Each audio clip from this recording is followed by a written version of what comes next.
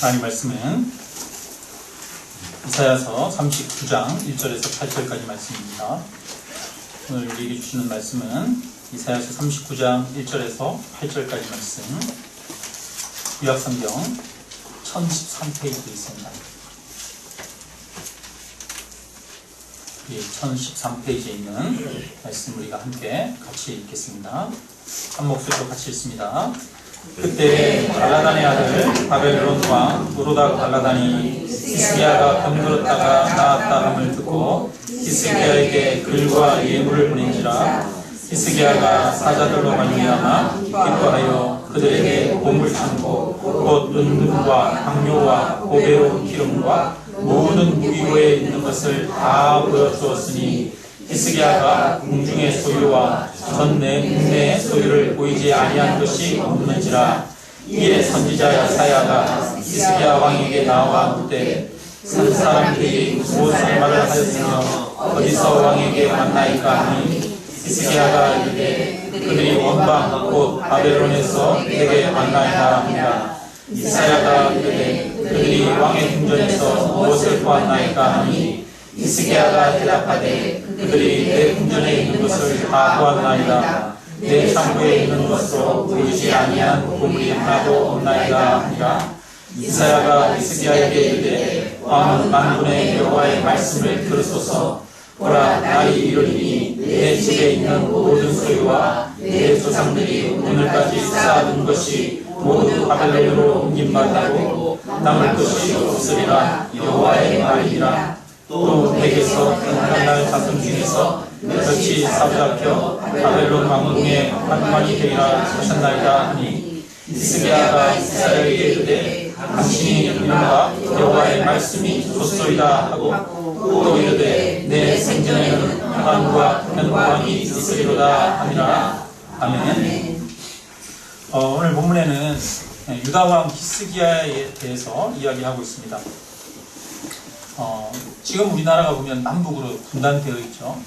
근데 히스기야가 왕으로 있을 때에도 이 이스라엘이 북쪽은 이스라엘, 남쪽은 유다 이렇게 분단이 되어 있었습니다. 히스기야는 남쪽 이 유다의 왕으로 있었어요. 근데 히스기야 왕 6년에 그가 통치하고 나서 얼마 안 있어서 저 북쪽에 아수르라고 하는 나라가 있는데 그 당시에 중동에서 가장 강력한 나라입니다. 패권을 장악하고 있는 나라 아수르가 북쪽 이스라엘을 침략해 왔습니다.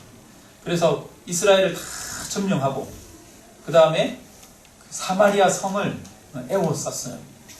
사마리아 성을 에워쌌는데 사마리아 성이 3년 동안 그게 안에 갇혀 있으면서 먹을 게 없는 거죠. 그러니까 오늘은 네 자식 먹고 내일은 우리 자식 먹자.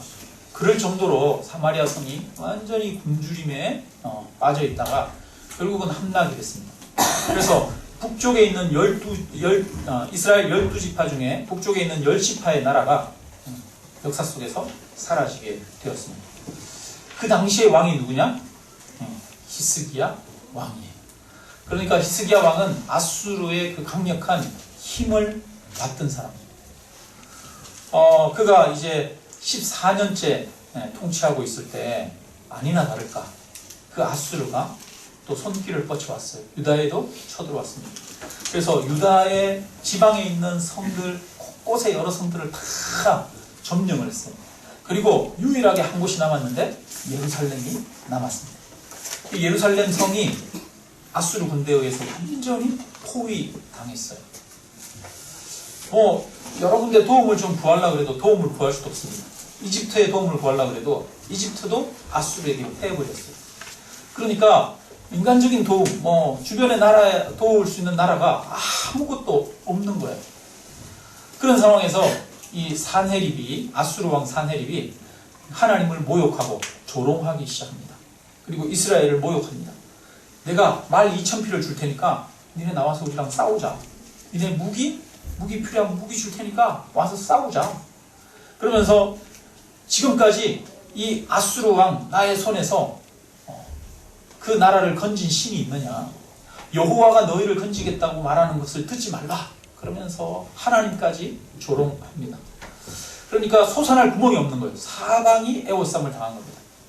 그럴 때 이 히스기야가 옷을 찢고 그 다음에 굵은 배로 허리를 동이고 성전에 나아가서 그 히스기야, 이 산헤립이 하나님을 모욕하면서 보낸 그 편지를 다 성전에다 펴놓고 눈물을 흘리면서 하나님 앞에 기도합니다.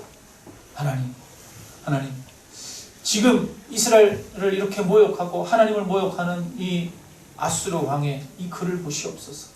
하나님, 천하 만국에 홀로 하나님이신 여호와가 아니십니까? 하나님, 우리를 구원하여 주옵소서. 그러면 모든 사람들이 이 세상에 하나님은 한 분뿐이신 줄로 알 것입니다. 그러면서 건져달라고 간구합니다. 근데 이렇게 기도할 때 놀라운 역사가 나타나기 시작합니다. 갑자기 아무런 도움이 없는데, 아수르 왕에 대적하는 그런 사람이 없는데, 저기 구스라고 하는 나라에서 아수르를 치기 위해서 군사를 일으켰다는 소문이 들려왔어요. 그 소문을 듣고 이 산헤립 왕이 군사를 일부 빼서 본국으로 돌아가게 됩니다. 그리고 나머지 18만 5천 명이 이 예루살렘 성을 에워싸고 있는데, 밤에 하나님의 천사가 역사하셔서 18만 5천 명의 사람들을 한순간에 다 몰살을 시켜버렸어요. 여러분, 세계사 전쟁이 18만 5천 명이 전사한다는 건 어마어마한 큰 전투입니다. 어마어마한 사람들이 하룻밤에 다 죽은 거죠. 세계 최강의 군대가 사라져버려요. 그리고 산헤립 왕은 본국으로 돌아갔다가 본국에서 자기 신에게 제사 지내러 들어갔다가 신하들에게 모반을 당해가지고 반역자들이 그를 죽여버립니다. 결국은 이렇게 해서 하나님의 구원의 역사가 나타났습니다. 여러분, 우리가 사방으로 우겨쌈을 당하였을 때 우리가 헤어날 수 있는 길이 있는 줄 믿습니다. 아멘. 이것은 바로 하나님 앞에 엎드리는 것이고 아멘. 하나님 앞에 기도하는 것입니다. 아멘. 아무도 구원할 손길이 없을 때 하나님은 그 기도를 들으시고 건져주셨어요. 근데 그 일이 있고 나서 얼마 뒤에 또 성경은 이 히스기야 왕이 병이 들었다는 것을 기록하고 있습니다. 많은 의사들을 모으고 모든 약을 쓰는데도 불구하고 병이 낫지 않는 거예요. 그때 이사야 선지자가 와가지고 말합니다. 하나님의 말씀을 가지고 와서 하나님께서 당신의 집을 정리하라고 말씀하셨습니다. 당신은 그 침상에서 죽고 내려오지 못할 것입니다. 이렇게 예언을 한 거예요. 그러니까 이 히스기야가 어디로 향해서 고개를 돌리고 사람에게 가는 게 아니라 벽을 향해서 고개를 돌리고 하나님 앞에 통곡을 하면서, 하나님, 내가 하나님 앞에 선을 행하고 하나님의 영광을 위해서 걸어온 것을 굽어 살펴보시옵소서. 그러면서 통곡을 하면서 기도합니다. 그때 이사야가 이 궁전에 들렀다가 이제 성을 나가고 있는데 성을 다 나가지 못해서 다시 하나님의 말씀이 들렸어요. 그래서 다시 이사야가 돌아와서 하나님께서 당신의 기도를 들으셨습니다. 생명을 15년을 연장해 주셨습니다. 이렇게 말씀하셔요. 그러니까 히스기야가 어떻게 그러면 내 생명이 연장된 것을 알 수 있습니까? 징표가 무엇입니까? 그랬더니 해가 앞으로 10도 해 그림자가 나가게 할까요? 아니면 해 그림자가 10도 뒤로 물러나게 할까요? 물어요. 그랬더니 히스기야가, 여러분, 해가 시간이 지나면 앞으로 자연적으로 가잖아요. 그러니까 해가 뒤로 가는 일은 있어요, 없어요? 없잖아요. 그러니까 해가 뒤로 가는 일은 없으니까 해가 앞으로 나가는 것은 자연적이고 쉽게 이루어지는 일이고 뒤로 가는 일은 불가능한 일이니까 해가 뒤로 10도 물러나게 해주십시오. 그래요. 그랬더니 해가 실제로 뒤로 해 그림자가 10도 물러났어요. 시간이 거꾸로 흐른 거죠. 그러니까 이것은 히스기야가 병에서 나은 것은 저절로 나았다는 얘기예요? 아니면 하나님의 기적으로 나았다는 얘기예요? 하나님의 치유로, 하나님의 기적으로 나았다는 것을 보여주는 거죠. 그래서 이 이사야가 무화과를 뭉쳐가지고 그걸로 상처에다가 바르놨는데 3일 만에 이제 침상에서 내려오게 됩니다.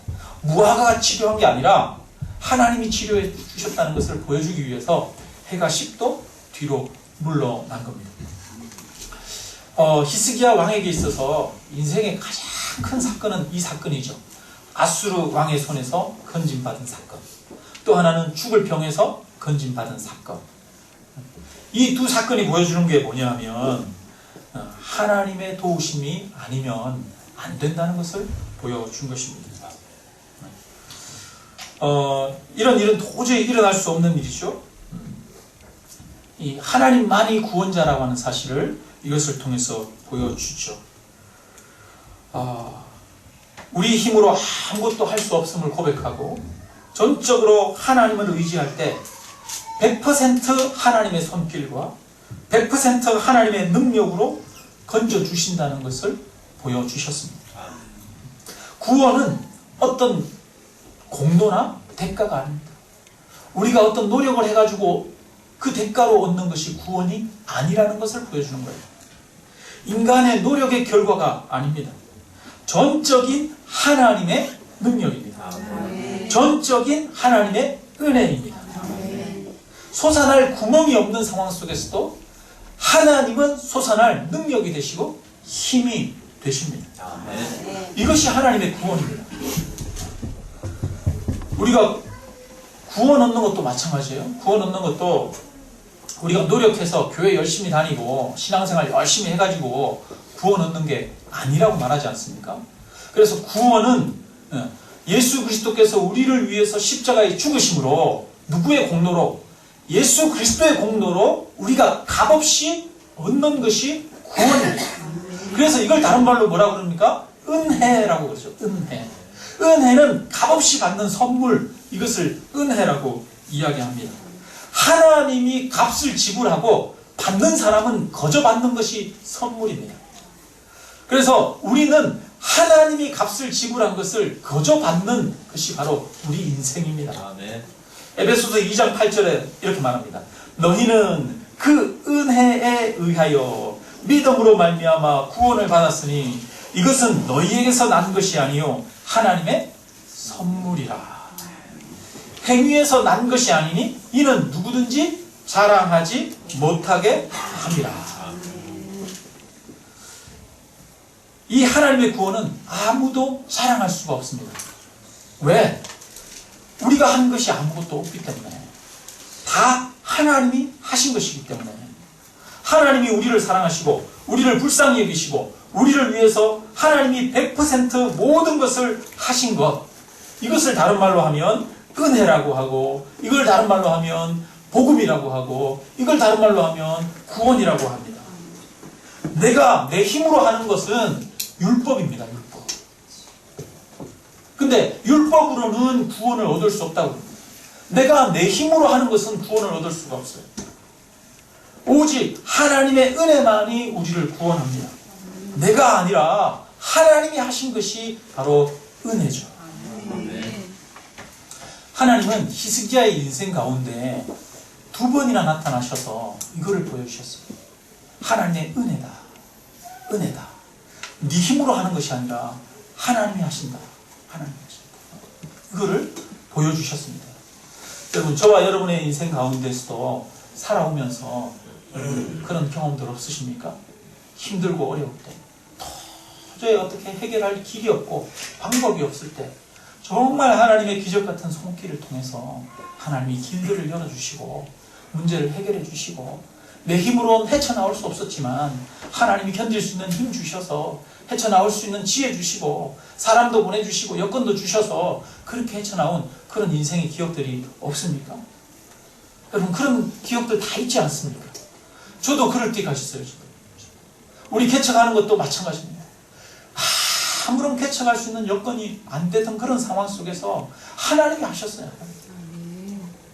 전적으로 하나님의 역사입니다. 근데 하나님은 우리 인생 가운데 가끔 이렇게 보여주십니다. 하나님의 역사라고 하는 것, 하나님의 은혜라고 하는 것, 이거를 보여주셔요. 여러분, 우리가 그 은혜를 잊지 않고 살아가기를 주님의 이름으로 축원합니다. 아멘. 근데 히스기야에게 문제가 생겨요. 히스기야가 이 아수르 군대를 물리쳤어요. 그 당시에 세계 최강의 군대가 어디라고요? 아수르예요. 아수르. 근데 세계 최강의 군대가 유다를 점령하러 갔다가 거기에서 18만 5천 명 최정예 군대가 몰살을 당해버려요. 그러면 아수르가 휘청하겠어요? 안 하겠어요? 휘청하죠. 그 아수르 왕 사네립이 왔다가 본국으로 돌아갔는데 돌아가자 얼마 안 돼서 반역이 일어나서 죽어버려요. 나라가 휘청되죠. 그래서 주변의 사람들이 놀라면서 이 유다를 향해서 야, 유다를 치러 갔다가 아수르 그 큰 나라가 망하는구나. 그 큰 나라가 휘청되는구나. 사람들이 유다를 향해서 새로운 눈으로 보기 시작합니다. 그래서 하나님께서 역대하 32장 23절에 보니까 이렇게 말해요. 여러 사람이 예물을 가지고 예루살렘에 와서 여호와께 드리고 또 보물을 유다 왕 히스기야에게 드린지라. 이후부터 히스기야가 모든 나라의 눈에 존귀하게 되었더라. 사람들 위에 존귀하게 되어지는 거예요. 그러니까 사람들 앞에 인정받고 존귀하게 되는 것은 내 힘으로 되는 게 아니에요. 하나님이 우리 가운데 역사하시고 하나님이 우리에게 은혜를 베푸시고 하나님이 우리를 높여주시고 하나님이 우리를 도와주실 때 우리가 인정받고 존귀하게 되는 거지. 내가 막 나를 높인다고 해서 인정받고 존경받는 게 아니죠. 근데 하나님이 이 은혜를 베풀어 주시니까 하나님이 함께 하시니까 아무런 힘이 없어서 이제는 풍전등화와 같은 그런 나라가 무너질 수밖에 없는 그런 상황 속에 있던 그 초라한 유다가 아수르를 이긴 거예요. 그래서 이 히스기야 왕이 유명해지고 존귀하게 되어지게 하셨습니다. 자, 그런데 이렇게 높아지면 사람에게 뭐가 생겨요? 문제가 생겨요. 문제가 교만이 생겨요. 역대하 32장 25절 그 다음에 나오는데 보면 뭐라고 그러냐면 히스기야가 마음이 교만하여 그 받은 은혜를 보답하지 아니하므로 진노가 그와 유다와 예루살렘에 내리게 되었더니 이렇게 말해요. 여러분 하나님의 은혜를 잊어버리니까 뭐가 임해요? 진노가 자기에게만 아니라 그와 유다와 예루살렘에 내리게 되었다. 이렇게 말해요. 이 히스기야의 모습을 한번 오늘 우리가 읽은 본문을 통해서 한번 보도록 합시다. 히스기야가 아수르를 이기고 나서 또 죽을 병이 들었다가 나았다는 소식을 듣고 오늘 본문에 보니까 누가 사신을 보냈어요? 39장 1절에 그때의 발라단의 아들 누구? 바벨론 왕 모로닥 발라단이 히스기야가 병들었다가 나왔다 함을 듣고 히스기야에게 글과 예물을 보낸지라 이렇게 말해요. 그 나라는 여기 보니까 3절에 보니까 그들이 원방은 무슨 뜻입니까? 먼 나라라는 뜻이잖아요.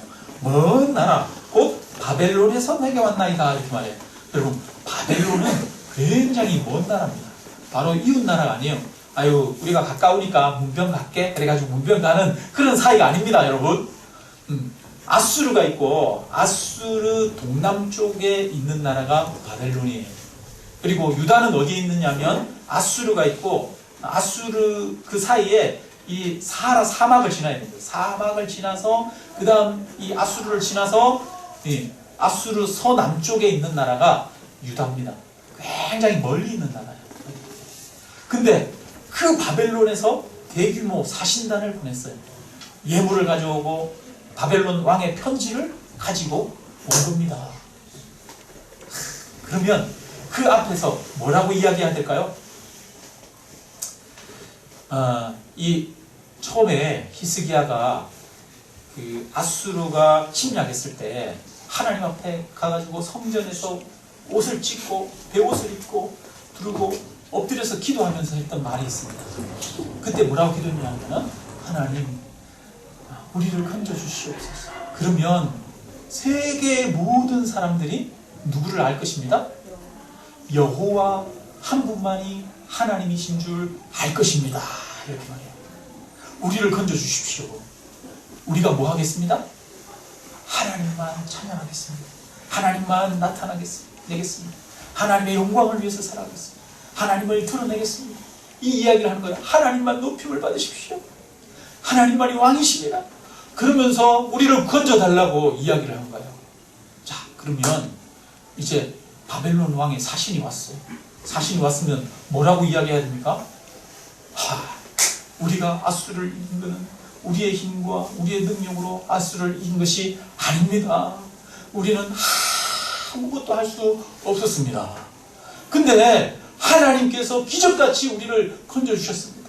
우리가 기도했더니 우리가 그 다음날 아침에 나갔는데 아수르 군대 18만 5천 명이 칼 한 번 휘두르지 않고도 완전히 전멸하고 다 죽어 있었습니다. 이것은 하나님의 손길이네. 이 이야기를 해야 되잖아요. 근데 뭐라고 그래요? 아수르 왕이 오니까 2절 한번 읽어봅니다. 히스기야가 사자들로 말미암아, 누구로 말미암아?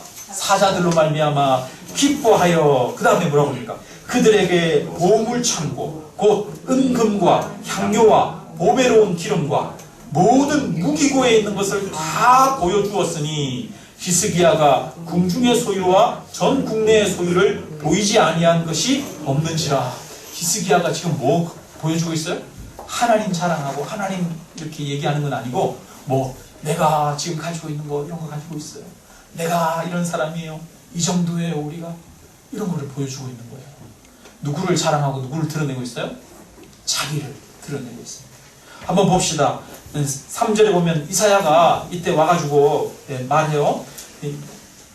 이 바벨론 사람들이 다 떠나고 나가가지고 그때서야 이사야가 히스기야 왕에게 나와서 묻습니다. 그 사람들이 무슨 말을 하였으며 어디서 왕에게 왔나이까 하니, 같이 있습니다. 히스기야가 이르되 그들이 원방 곧 바벨론에서 내게 왔나이다. 여기 보니까 바벨론에서 누구에게 왔나이다?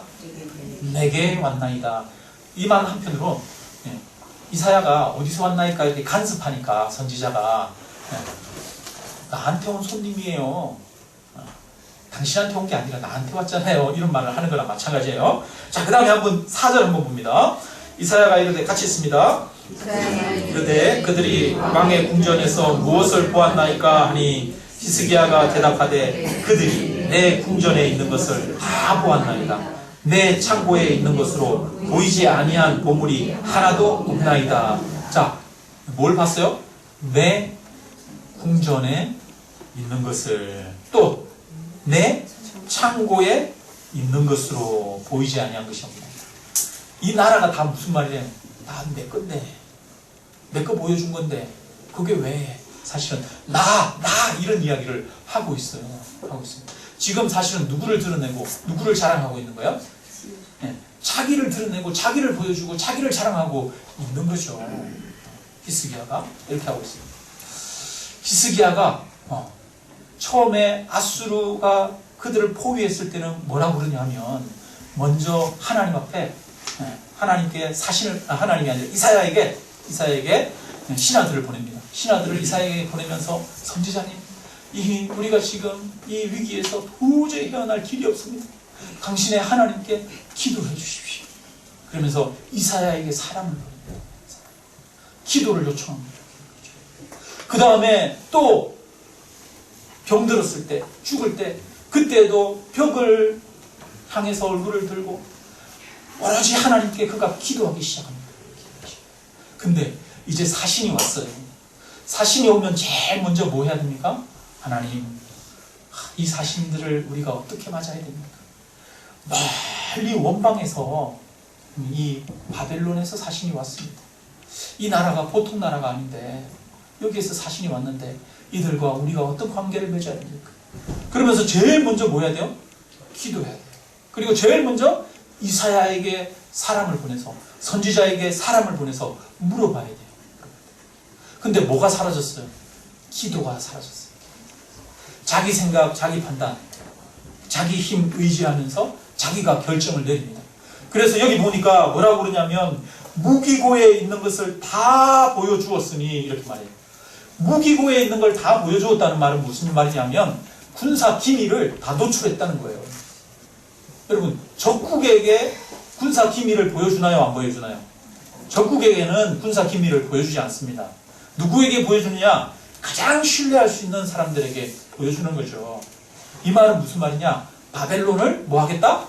신뢰하겠다. 바벨론을 우리와 한편으로 생각하겠다 라는 이야기예요. 다른 말로 하면 바벨론과 상호, 보호대화 이런 거를 맺겠다라고 하는 그런 의지가 있는 겁니다.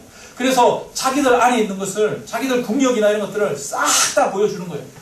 군사 기밀이 없을 정도로. 그만큼 이 히스기야가 누구를 의지하기 시작했느냐? 여러 국제관계를 의지하기 시작한 거예요. 그래서 바벨론의 도움의 손길을 의지하기 시작한 거죠. 나중에 아수르가 나중에 유다를 치면 바벨론이 오른쪽 아래에서 아수르를 치고, 아수르가 바벨론을 치면 유다가 왼쪽 아래에서 이 아수르를 공략하고, 그러면 우리가 힘이 되겠구나. 판단을 한 거예요. 환경을 보고 여건을 보고 결정을 한 거죠. 하나님 앞에 뭐 하지 않고? 묻지 않고. 히스기야가 진짜 영적인 병이 들었어요. 영적인 병이 들었어요. 히스기야가 몸이 병든 게 중요한 게 아니라 영적으로 병든 게 중요하죠. 영적으로 병이 드니까 뭐가 사라지느냐? 기도가 사라졌어요. 앤드류 머레이가 이렇게 말합니다. 기도는 맥박과 같다. 이런 이야기. 맥박. 여러분, 우리가 맥이 이렇게 뛰잖아요. 한의사들이 건강 진맥할 때 손을 이렇게 대고 눈을 쫙 감고 이러면서 맥을 이렇게 진맥을 하지 않습니까? 그래서 맥이 활기차게 이렇게 적당한 속도로 뛰어야 되는데 너무 빨리 뛰어도 안 되고 너무 약하게 뛰어도 안 되고 너무 막 벌떡벌떡 뛰어도 안 되고 그러지 않습니까? 그래, 맥이 너무 약해. 맥이 너무 약하면 어떻게 합니까? 요 맥을 막 때리면 맥이 회복이 됩니까? 아니죠. 맥을 막 때린다고 회복이 되는 게 아니에요. 이 맥은 뭐냐 하면 몸의 건강함이 여기 신호로 나타나는 것 뿐이에요. 그렇죠? 결과죠, 결과. 근본 원인은 다른 몸에 있어요. 심장이 약하거나 폐가 병이 들었거나 간이 문제가 있거나 그래가지고 맥이 약해지거나 문제가 생기는 거죠. 맥은 결과라고 하는 거예요, 결과. 근데 기도는 맥과 같다. 이렇게 앤드류 모레이가 표현합니다. 기도가 있고 기도가 없는 것의 차이는 뭐냐면 기도가 있는 사람은 그가 영적으로 건강하다는 표시입니다. 기도가 없다고 하는 것은 그가 영적으로 병들었다는 것이다 라는 겁니다. 그러면 기도가 우리가 살아나기 위해서 그런 얘기 하잖아요. 우리는 기도해야 됩니다. 기도합시다. 그러잖아요. 그런다고 여러분 기도가 회복됩니까? 기도에 대해서 의무감은 생기는데 우리가 기도해야 되는데 하기는 해야 되는데 기도가 나오지 않고 여러분 금요기도에 수요예배 가는 거 점점 더 몸은 무겁고 힘들어지고 그렇잖아요. 그죠? 그렇지 않습니까? 그런데 기도하라고 한다고 해서 되는 게 아니죠. 그거는 율법이죠. 율법. 뭐가 회복이 돼야 되느냐면 간이 회복이 되고 심장이 회복이 돼야 되는 것처럼 우리가 영적인 건강이 회복이 돼야 돼요. 그 영적인 건강이 뭐냐? 영적인 건강은 바로 은혜가 회복이 되는 거예요. 복음이 회복되는 거예요. 복음이. 히스기야가 언제 기도했습니까? 주변에 도울 사람이 아무도 없을 때, 그럴 때 솟아날 구멍이 없을 때 하나님만이 도움이십니다. 천하만국에 하나님만이 참 신인 것을 보여주십시오. 그러면서 기도했잖아요. 여러분, 이 말은 무슨 말이에요? 자기가 철저하게 무능력하고 아무런 힘이 없고 능력이 없음을 깨달았을 때, 그리고 하나님만이 도우심을 알 때, 그때 은혜를 구하는 거죠. 하나님 은혜를 베풀어 주옵소서. 하나님 구원을 허락하여 주옵소서. 이게 바로 복음입니다. 복음. 은혜. 그래서 우리 안에는 여러분 은혜가 살아있어야 돼요. 은혜가 없으면 신앙생활이 병든 거예요. 그래서 신앙생활은 뭐냐면 세월이 흐르면 흐를수록 내 힘으로 할 수 없다는 것을 철저하게 고백하는 겁니다. 신앙생활은 세월이 흐르면 흐를수록 나를 의지하지 않고 하나님을 의지하게 되는 것이 진정한 신앙생활입니다. 나는 무능력하고 나는 작은 자라고 하는 사실을 점점 더 깨달아가는 것이 신앙생활이지, 내 힘을 의지하고 나를 개발하려고 하고 나를 의지하려고 하고 주변의 환경과 여건의 문제가 해결되기를 원하고, 그게 신앙생활이 아니라는 거예요. 여러분, 우리가 내 힘으로 살아가는 것이 아니라 하나님의 도우심, 하나님의 전적인 은혜, 그것이 없으면 살아갈 수 없는 자다 라고 하는 이 고백이 있기를 주님의 이름으로 축원합니다. 하나님은 두 번의 사건을 통해서 그것을 보여주셨어요. 인생의 가장 큰 사건이죠. 이것보다 큰 사건이 어디 있어요, 그죠? 여러분, 중요한 거는 우리 인생의 문제가 해결되는 게 중요한 게 아닙니다. 아수르의 손에서 건짐받는 것이 중요한 게 아니에요. 히스기야가 죽을 병에서 낫는 게 중요한 게 아닙니다. 그 다음에 죽을 병에서 나았는데 어떻게 됩니까? 하나님의 은혜를 잃어버렸어요. 자기를 나타내고 자기를 자랑합니다. 자기 힘으로 살아갑니다. 환경만 보고 의지하면서 살아갑니다. 어떻게 됐습니까? 그 다음에 그동안에 조상들이 쌓았던 모든 것들이 바벨론으로 끌려갑니다. 뿐만 아니라 이 히스기야 왕의 자손들이 바벨론 왕궁의 환관이 되어버립니다. 그러니까 지금까지 쌓았던 모든 것들, 자기가 쌓았던 것뿐 아니라 자기 선조가 쌓았던 것들 뿐만 아니라 자기 후대가 누려야 할 것들까지도 다 빼앗기게 되어지는 거죠. 여러분, 은혜를 잃어버리니까 은혜를. 우리가 하나님 앞에 기도합니다. 내 삶의 문제가 해결되게 기도합니다. 하나님, 이런 문제가 있습니다. 저런 문제가 있습니다. 이 경제적인 문제가 있습니다. 이거 해결해달라고 우리는 기도합니다. 여러분, 우리가 그거 해결해가지고 그 기도의 응답으로 우리 문제가 해결되는 거, 여러분, 그게 중요합니까? 물론 그게 중요하긴 하죠. 그러나 하나님은 그것이 전부가 아니라고 말합니다. 그 문제가 해결되었는데 그 문제가 해결됨으로 인해서 하나님을 의지하는 마음을 잃어버린다면 그것이 더 큰 저주라고 우리에게 이야기하고 있는 거예요. 하나님을 의지하는 마음, 하나님 앞에서 나는 약해지고 하나님은 점점 나의 전부가 되어지는 이것이 사라져버리게 되면 문제가 있는 것이 오히려 유익합니다. 그래서 바울이 말하죠. 바울이 뭐라고 그러냐면 고린도후서에서 우리가 아시아에서 고난을 받아서 살 소망이 끊어졌었다. 그것은 오직 하나님만 의지하게 하려 함이라. 바울은 고백합니다. 내가 고난이 있고 힘든 게 있고 문제가 있어가지고 오직 하나님밖에 의지할 수밖에 없었는데 그것이 하나님의 은혜다. 그것이 하나님의 축복이었다. 바울은 이렇게 고백합니다. 여러분, 우리는 은혜 안에서 살아가야 해요. 은혜는 한번 그냥 받는 게 아닙니다. 한번 받아가지고 내 문제가 해결되고 하나님의 역사를 통해서 기도 응답이 되어지면 그거가 은혜고 그걸로 끝나는 게 아니에요. 우리가 은혜 안에서 매일매일 살아가야 해요. 날마다 매일매일 하나님만 의지하며 하나님이 주시는 그 능력을 의지하며 매 순간순간 내 호흡이 하나님으로부터 왔습니다. 내가 누리는 이 모든 것들이 하나님으로부터 왔습니다. 라고 하는 매일매일의 고백이 없다면 우리가 영적으로 병든 거예요. 그 사람은 기도하지 않게 되는 거예요. 은혜가 회복이 되면 기도하는 거죠. 하나님을 의지할 수밖에 없는 거예요. 나의 약함을 아니까, 나의 무능력함을 아니까. 여러분, 우리가 세월이 흐를수록 나의 약함, 나의 무능력함을 고백하게 되어지기를 주님의 이름으로 축원합니다. 여러분, 하나님이 저와 여러분의 인생 가운데서 지금까지 베풀어 주셨던 은혜를 다시 한번 헤아려 보십시오. 도저히 극복할 수 없는 그 분들, 그 상황 속에서도 하나님은 역사하셨습니다. 여러분, 하나님이 그렇게 역사하신 이유가 뭡니까? 천하 만국 중에 여호와는 홀로 하나님 한 분뿐이심을 나타내기 위해서 여러분, 하나님께서 우리에게 은혜 베푸셨고 우리의 문제를 해결하셨습니다. 우리가 우리 자랑하라고 우리 영광 얻으라고 한 게 아니죠. 히스기야가 자기 자랑하고 자기 가진 재물 보여주고 자기 창고에 있는 무기고 보여주라고 하나님이 히스기야를 회복시킨 게 아니라 히스기야도 고백하듯이 그리하면 천하 만국이 하나님만 홀로 한 분 하나님이신 여호와이신 줄 알 겁니다. 하나님을 나타내기 위해서 기도 응답하신 거죠. 아멘. 근데 여러분, 우리 어떻게 살아가고 있습니까? 과연 나를 위해서 살아가고 있습니까?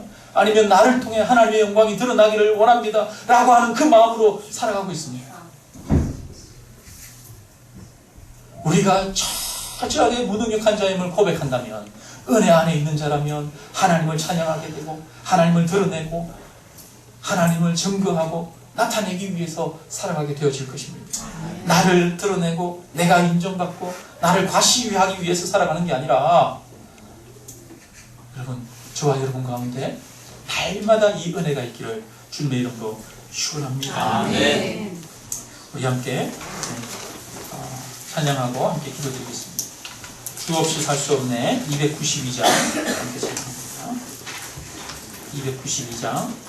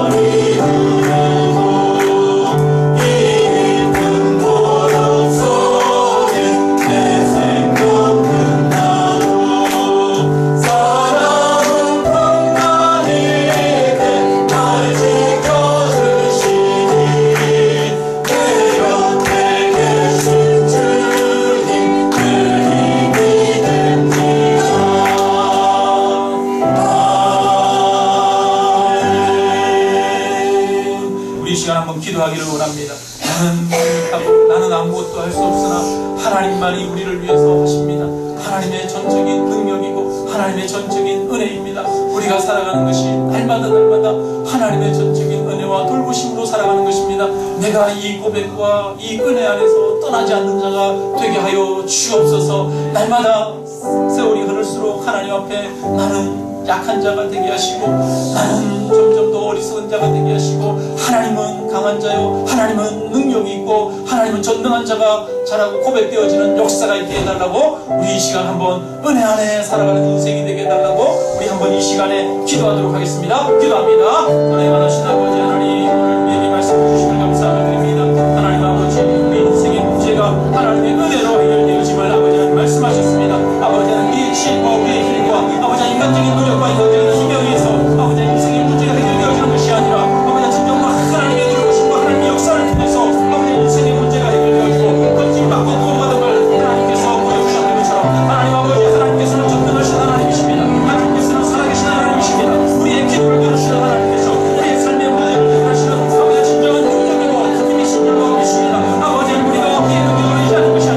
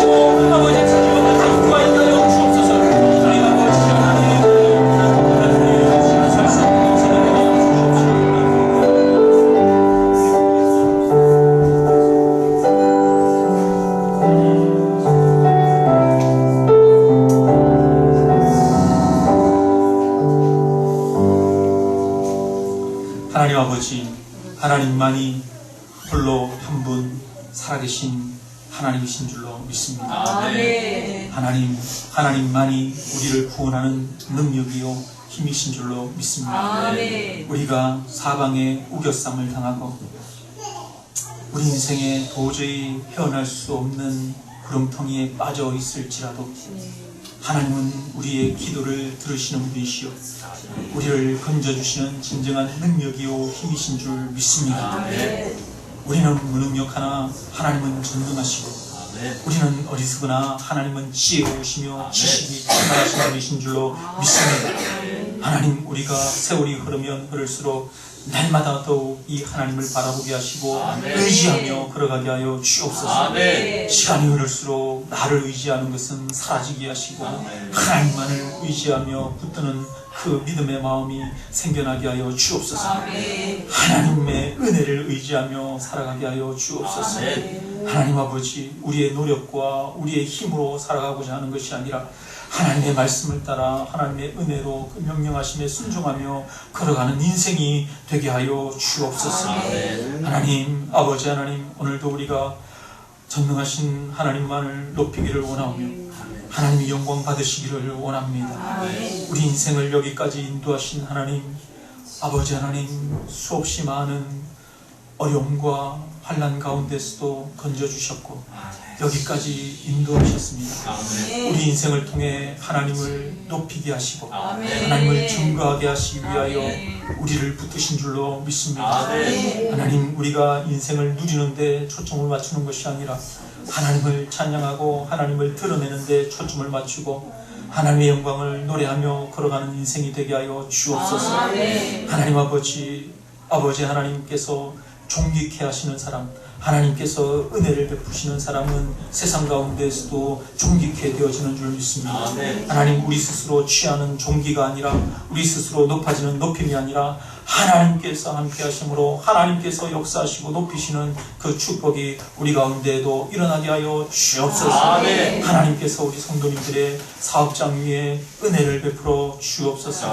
하나님이 우리 성도님들의 가정 가운데 은혜를 베풀어 주옵소서. 하나님이 우리 성도님들의 그 육체 가운데에도 은혜와 긍휼과 사랑을 베풀어 주옵소서. 하나님의 전능하신 손길만이 우리의 진정한 능력이고 구원이십니다. 하나님이 우리를 통하여 영광 받으시고 당신의 능력을 나타내 주시옵소서. 우리는 전적으로 무능력하고 어리석으나 하나님만이 홀로 한 분 하나님이심을 고백합니다. 하나님, 우리의 예물을 받으시고 하나님 영광 거두어 주옵소서. 하나님, 우리 자신의 온 마음을 드리고 은혜를 고백하는 마음으로 모든 것을 드리는 삶이 되게 하여 주시고 아버지 하나님, 온 삶을 드려 매 순간순간 매일매일의 삶이 하나님의 은혜를 찬양하며 고백하는 그런 인생이 되게 하여 주셔서 날마다 하나님의 능력이 우리 가운데 나타나도록 하여 주옵소서. 우리의 생각과 우리의 지혜와 우리의 능력이 나타나는 것이 아니라 전능하신 하나님의 은혜와 하나님의 능력의 손길이 우리를 통하여 역사하도록 주님 붙들어 주옵소서.